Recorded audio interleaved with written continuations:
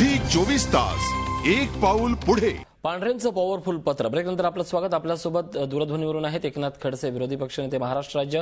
खडसे साहेब, Zee 24 तास मध्ये आपलं स्वागत। झी 24 तासच्या हाती एक पत्र लागलंय। 20 फेब्रुवारी 2012चं हे पत्र आहे।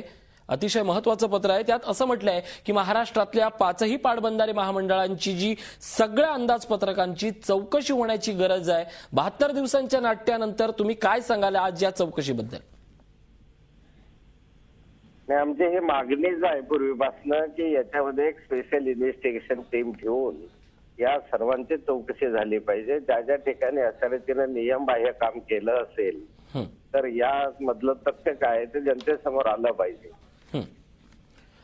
खडसे साहेब, यातलं सत्य जनतेसमोर आलं पाहिजे असं म्हणतायत। याच पत्रामध्ये पांढरे यांनी एक उदाहरण दिलंय। कोकणातल्या सिंधुदुर्गमधला नरडव्यातला हा प्रकल्प आहे। 867 कोटींचा हा प्रकल्प, पण त्या अंदाजपत्रकाची ज्यावेळी तपासणी केली त्यावेळी 2 तासात 167 कोटी हे कमी झाले।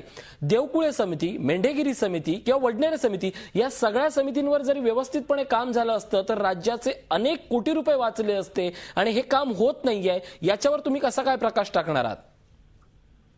निश्चित त्याच्यामध्ये एस्टिमेटमध्ये भरमसाठ वाढ केली गेली, नियमबाह्य काम जोडण्यात आले आणि यामध्ये लीड मोठ्या प्रमाणावर दाखवला।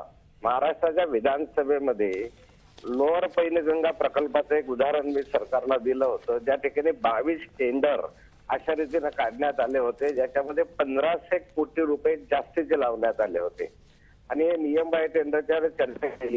त्यावेळेस सरकारने हे सर्व टेंडर रद्द केले आणि जो दिलेले टेंडर रद्द करावे लागले आणि त्यातनं 1500 कोटी रुपये सरकारचे वाचले। जर 22 टेंडरमध्ये 1500 कोटी रुपये वाचू शकतात तर यांनी तर शेकडो कोटी रुपयाचे टेंडर इतक्या वर्षामध्ये काढलेले आहे। त्यामुळे एका ठिकाणी जी अनियमितता झाली त्यानुसार जे सिद्ध झालेलं आहे तर दुसऱ्या ठिकाणी तशा स्वरूपाची चौकशी झाली पाहिजे। त्या ठिकाणी प्रशासकीय मान देत असताना त्याच्यामध्ये भरमसाठ वाढ करण्यात आली। एस्टिमेटमध्ये वाढ ही 300% अभावापर्यंत गेलेली आहे आणि हे सर्व महाराष्ट्राच्या विधानसभेमध्ये मी बोललेलं, आम्ही काढलेला आहे, विरोधी पक्षांनी प्रश्न लावून धरलेले आहे। सुभाष देसाईंनी पण या संदर्भामधलं फार मोठ्या प्रमाणावर अनियमितता निदर्शनास आणली होती। सरकारने वेळी त्याची दखल घेतली असती तर एवढ्या प्रमाणावरचे जे मोठे घोटाळे आता समोर येत आहे हे झाले नसते। मेंढेगिरी समिती नेमली, उपास्य समिती नेमली, कुलकर्णी समिती नेमली, त्याबरोबर वडनेरे समिती नेमली। या 4ही समिती सरकारने नेमल्या।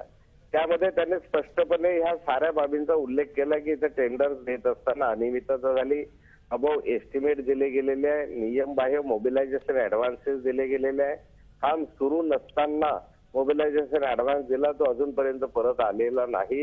या साऱ्या बाबींची जर नोंद सरकारने घेतली असती तर कदाचित मुळात मोठ्या प्रमाणावर जी हानी झाली पैशाची ती टळली असती। नक्कीच ही हानी झाली असती, ती टळली असती आणि अर्थातच फायदा हा महाराष्ट्राचा झाला असता। पण या संदर्भात आणखीन एक व्यक्ती आहे, ती या सगळ्याला घातक आहेत असं या पत्रात आहेत। कोण आहे ती व्यक्ती त्याचाही खुलासा करणार आहोत एका छोट्याशा ब्रेक नंतर। पाहत राहा प्राईम वॉच। झी 24 तास एक पाऊल पुढे।